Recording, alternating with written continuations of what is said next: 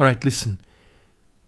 Just sit with me for a minute, because what happened this morning, March 23rd, 2026, is one of those moments that look simple on the surface, but honestly, it's way bigger than people realize.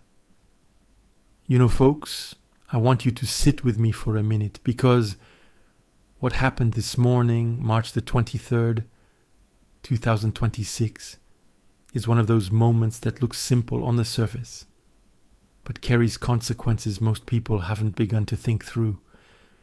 President Trump went on Truth Social this morning and, in all capital letters, announced that he's postponing military strikes on Iran's power plants for 5 days. Yeah, 5 days. He called the conversations with Iran very good and productive, which sounds calm on the surface, but there's definitely more going on behind that. The markets jumped almost immediately. Oil came down a bit, and now here's the part a lot of people missed. A lot of people scrolled past it and thought, well, good. Maybe this thing is cooling off. And look, I get why people feel that way. Now look, I hope it is. I genuinely do. We're talking about a war that's been raging for over 3 weeks. Yeah, over 3 weeks now. That's killed thousands, disrupted the global energy supply, worse than anything since the 1970s, and has our allies in the Gulf getting hit by missiles they never asked for. So if there's a real opening for peace, I want that more than anybody. I really do. But here's the honest truth, and trust me, this is the part people aren't focusing on, and will come, keeps ticking. And right now, we've got 5 days on that clock. And honestly, not nearly enough clarity about what happens when it runs out. Now, to really understand why these 5 days matter, you've got to understand what led us here. Because none of this just happened out of nowhere. None of it happened in a vacuum. Go back to June of 2025. Israel and Iran fought a 12-day war that shook the entire region, like really shook it. Then, in January of 2026, massive protests erupted inside Iran. Things were already unstable, already building. The nuclear question was coming to a head, and everyone knew it. And here's the part most people don't really think about. Remember, and this is important, there were real negotiations happening. This wasn't just talk. Oman was mediating, quietly but seriously. There were rounds in Muscat and then Geneva in late February, and the Omani foreign minister, Badr al-Busaidi, a man I have enormous respect for, said publicly that a breakthrough had been reached. Iran had reportedly agreed to zero stockpiling of enriched uranium and to convert its existing material into fuel. Just think about that for a second. That's not nothing, folks. That's a significant concession. Actually, a really big one. And then, on February the 28th, 2026, while those talks were still warm, still active, the United States and Israel then launched Operation Epic Fury, massive coordinated strikes across Iran. This wasn't small, this was big. They killed senior leaders, including the supreme leader, Ali Khamenei. His son, Mojtaba, was appointed to replace him on March the 8th. And from that moment, things escalated fast. And Iran responded the way anyone paying attention knew they would. Honestly, none of this was surprising. They closed the Strait of Hormuz, launched retaliatory strikes across the Gulf. And just like that, the world's energy supply fell off a cliff. Now let me tell you something. Just from experience, and this matters. When I was president, we understood a fundamental rule of diplomacy. And people forget this. If you blow up the negotiating table, it's very hard to build a new one. And that's exactly where we are right now. The IEA has called this energy disruption worse than both 1970s oil crises combined. Just think about how serious that is.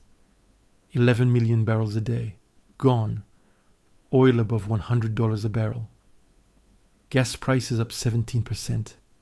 Gulf allies, Saudi Arabia, the UAE, Kuwait, Bahrain, getting hit by Iranian missiles they never signed up for. They didn't ask for this.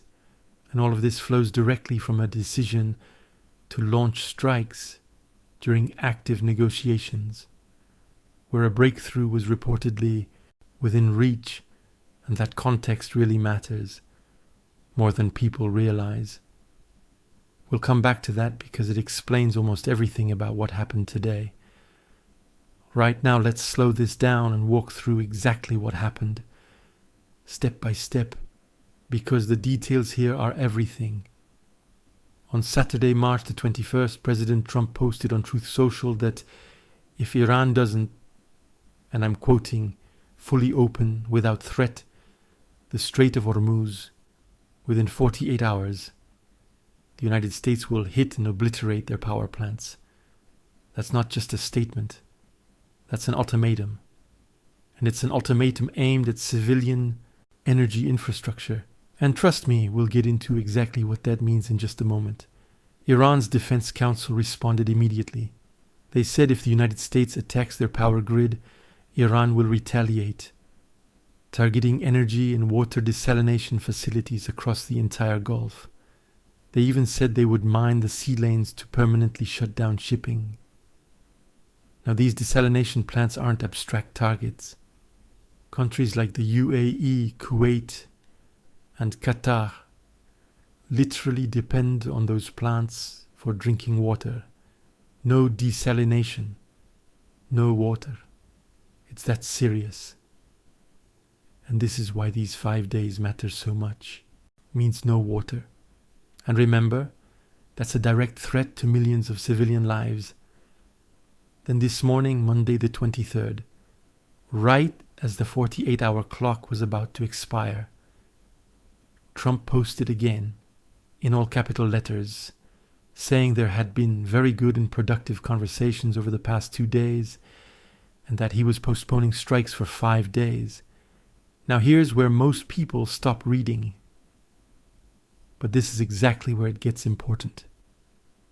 First, Iran's Fars news agency, which is closely linked to the Revolutionary Guard, said there has been no direct or indirect contact between Iran and the United States. Iran's foreign ministry went further, formally calling Trump's announcement an attempt to, again, I'm quoting, reduce energy prices and buy time to implement his military plans. Second, behind the scenes, it appears Turkey, Egypt, Oman, and Pakistan were passing messages. These were not direct US-Iran negotiations. Third, the White House did not respond to questions about who participated or where these talks actually took place. And fourth, oil prices dropped over 13%. That's huge, folks. That's the real-world impact of every move in this chess game. Brent crude fell from above $112 to $96. Stock futures surged. And this is where things start to get complicated, because when one side says, we're talking, and the other side says, we're not, that's not a negotiation, that's a press release.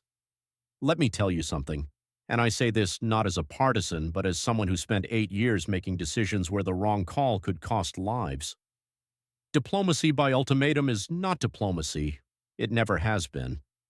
Think about what happened here. The stakes are real, the consequences massive, and every move matters. The President of the United States issued a 48-hour ultimatum on social media to a nation he was actively bombing, threatening to destroy their power plants. Then, just as the clock was about to run out, he announced productive conversations that the other side flatly denies ever took place, and extended the deadline by 5 days. All of this conducted through Truth Social posts, written in all capital letters. Now I manage the 1994 North Korea nuclear crisis. We were staring down a regime that had plutonium and was, I can tell you, every negotiation I was ever part of that actually worked had one thing in common. Both sides had to be able to say yes without losing face. That's the most basic principle of conflict resolution. When you issue a public ultimatum and then publicly claim talks are happening, you make it impossible for the other side to confirm those talks without looking like they caved. And that's precisely why Iran denied the conversations, not because nothing was said, but because acknowledging them would have made them look weak intermediaries. Maybe something was said, but acknowledging it publicly would mean Iran accepted Trump's framing, and no sovereign nation under bombardment is going to do that. I also want to speak honestly about the target itself: power plants. We're talking about civilian infrastructure that keeps the lights on in Iranian homes, powers hospitals, and runs water systems. The BBC has already documented strikes near hospitals and schools. UNESCO has confirmed damage to at least 4 cultural heritage sites, including the Golestan Palace. 168 people were killed in a single school strike.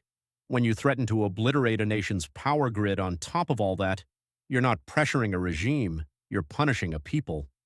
And I want to be very careful here. Iran's behavior is unacceptable: closing the strait, striking Gulf neighbors, threatening water infrastructure. That's all real. But leadership means owning the chain of escalation you helped create, and that chain of events started on February 28th, when we bombed the country we were in active talks with. Now we've got to talk about something that goes beyond this one moment, because what's happening here is not just a foreign policy question, it's an institutional question, and it should concern every American, regardless of party. Start with Congress. This war was launched without a new authorization for use of military force. The House debated a war powers resolution in early March, and there was a real serious constitutional argument about whether the president had the authority to launch these strikes. Speaker Johnson called it dangerous to limit the president's authority, but the Constitution is clear: the power to declare war belongs to Congress. And right now, 5-day pauses and 48-hour ultimatums are being announced on a social media platform, not through the institutional channels that exist for exactly this purpose. When I sat in the Oval Office, the process wasn't there to slow me down. It was there to make sure the decision was right. Then look at our alliances. Gulf states, Saudi Arabia, the UAE, Kuwait, Qatar, Bahrain, have taken Iranian retaliatory strikes. Their desalination plants, energy infrastructure, and civilians are all in the crosshairs. And yet the strategic direction of this war shifts with each social media post. Oman's foreign minister wrote in The Economist that this is an unlawful war and a grave miscalculation. That's an ally, a mediator, saying publicly what others are only saying privately. When your partners can't trust the process, they start making their own calculations, and that's when coalitions fracture. And then there's the diplomatic infrastructure itself. The Omani-mediated talks that were reportedly close to a breakthrough were destroyed by the February strikes. Now we're told that indirect messages through Turkey, Egypt, and Pakistan constitute, quote, productive conversations. That's not the same thing. That's like saying because your neighbor told your cousin that you might be willing to talk, you've reached a deal. The institutions of diplomacy, back channels, confidence-building measures, verified intermediaries, written frameworks, those exist for a reason. They create the architecture that makes durable peace possible. Governing by announcement erodes that architecture, and once it's gone, it's very hard to rebuild. Now look, I want to offer you a different way to read what happened today, and I say this respectfully, not trying to be cynical, but trying to be honest. Follow the market, not the missiles. When Trump posted his announcement this morning, the reaction was instantaneous. Brent crude dropped from above $112 a barrel to $96. That's a drop of over 13% in just a few hours. Bloomberg reported oil futures tumbled 14%. Stock futures surged worldwide. The Dow jumped over 1,000 points in futures trading. Indian markets saw a massive spike. The dollar fell against major currencies. Every single financial indicator moved in one direction, relief. Now, I want you to ask yourself a question. The 48-hour ultimatum was about to expire. There was no clear plan for what obliterating power plants would actually achieve, strategically or diplomatically. Iran had explicitly promised devastating retaliation against Gulf energy and water infrastructure if the strikes happened. The global economy was already bleeding. Gas prices were up 17% since the war began, and the IEA had called this the worst energy disruption in half a century. In that context, what was the cost of following through on the ultimatum? It was enormous. And what was the benefit of announcing a pause dressed up as diplomatic progress? That was enormous too, at least in the short term. I'm not saying the markets are running the war, but I'm telling you, when an all-cap social media post moves oil prices by 13% and stock futures by 2%, somebody in that White House noticed. And when Iran's own foreign ministry says this was about reducing energy prices and buying time, you have to at least consider that they may be reading the situation accurately. Responsible leadership would acknowledge this tension openly, recognizing that economic and political pressures played a role, rather than dressing up a strategic pause as a diplomatic triumph. The American people deserve that honesty, and frankly, the markets deserve it too, because relief built on false premises doesn't last. So, where does this go? Because 5 days is not a strategy, folks. It's a countdown. And we need to think seriously about what happens when it reaches zero. Let me walk you through the scenarios. The first, and the best, is that real talks produce a framework, some kind of ceasefire, some opening on the Strait of Hormuz, some pathway back to nuclear negotiations. I want that. Every reasonable person wants that. But here's why it's the least likely. Iran formally denies that talks are even happening. Mojtaba Khamenei, the new supreme leader, hasn't been seen publicly. CNN reported no proof of life as of 3 days ago, just a statement read on State TV. The fundamental demands are miles apart. The U.S. has talked about everything from denuclearization to regime change, and Iran wants the bombing to stop. Full stop. And Israel's role is entirely unclear. If you think Benjamin Netanyahu is sitting quietly while someone else decides the pace of this war, you haven't been paying attention. He said just days ago that the war created conditions for regime change and even suggested ground troops might be needed. That doesn't sound like a man ready for a 5-day diplomatic window. The second scenario is the most dangerous. The pause expires and the strikes on power plants happen. That would plunge 88 million Iranians into darkness.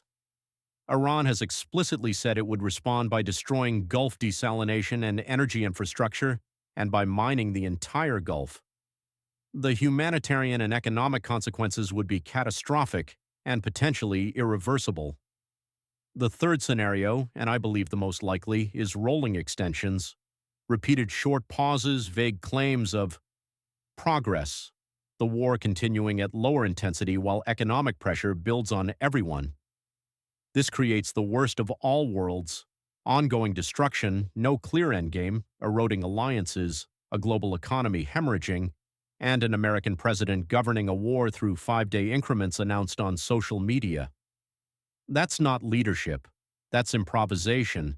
And in a conflict this consequential, improvisation gets people killed. I want to close by stepping back because this isn't really about one true social post or one 5-day window or even one war. This is about what kind of country we are. I've never pretended that Iran is easy. It's not. The regime has been a destabilizing force for decades. The Strait of Hormuz must be open. Nuclear proliferation must be prevented. I don't minimize any of that. But the way a democracy wages war and pursues peace says everything about what it stands for. And right now, I'm troubled by what I see. We launched this war during active negotiations, where a mediator said a breakthrough was within reach. Congress was sidelined. No new authorization, no formal debate before the first bombs fell. Cultural heritage sites, schools, and hospitals have been killed. 13 American service members have died. Our Gulf allies are absorbing retaliatory strikes they never asked for. And the most consequential decisions about escalation and de-escalation are being made through all caps posts on a social media platform. America at its best doesn't do this. America at its best builds coalitions before it fires missiles. America at its best exhausts diplomacy before it sends young men and women into harm's way. America at its best doesn't announce ultimatums on social media and then call it a victory when it grants itself an extension. But here's what I still believe, and I say this after a lifetime in public service. America is capable of course correction. We've done it before, after Vietnam, after Iraq, in moments when the country looked honestly at what had gone wrong and chose a different path. This 5-day window, whatever its real motivation, could still become an opening for genuine diplomacy if it's handled with seriousness, humility, institutional rigor, and respect for the human lives at stake on every side. But 5 days go by fast, folks. And the question isn't just what happens on day 6. The question is whether we still have the moral authority to shape what comes after. Because moral authority isn't something you can't just announce it in all caps. Moral authority is something you earn through restraint, through honesty, through respect for the institutions that make democracy possible. And right now, that's what I'm asking all of us to fight. As the clock ticks down, the records remain open. The decisions made in these critical hours will echo far beyond the 5-day window. Here at the record room, we will be watching and we will archive the truth. Thank you for listening. Now go make your voice heard. Ashe